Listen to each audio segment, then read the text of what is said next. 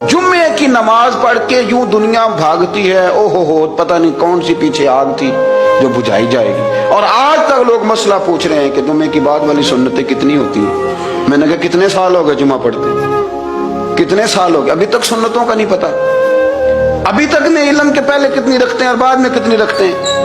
फजर की सुन्नतें कब पढ़नी चाहिए, सुनो फजर की सुन्नतों के बारे में। मेरे रसूल करीम सैयद आलम सल्लल्लाहु ताला अलैहि वसल्लम से एक सहाबी ने पूछा था, हुजूर मेरी फजर की सुन्नतें रह गईं या रह जाती हैं तो हुक्म क्या है, क्या अंदाज है हुजूर का। बुखारी मुस्लिम के लफ्ज सुनो, हुजूर सैयद आलम सल्लल्लाहु अलैहि वसल्लम फरमाने लगे, उसने क्या पूछा था, हुजूर जवाब क्या देते, फरमाया फजर की सुन्नतें कभी ना छोड़ना, फजर की पहली दो सुन्नतें कभी ना छोड़ना। या रसूल अल्लाह सल्लल्लाहु ताला अलैहि वसल्लम मेरी रह गई हैं, रह जाती हैं। फरमाया फजर की दो सुन्नतें न छोड़ना, फरमाया फजर की पहली दो सुन्नतें मुझे दुनिया और दुनिया के अंदर जो कुछ है वो सबसे ज्यादा प्यारी है।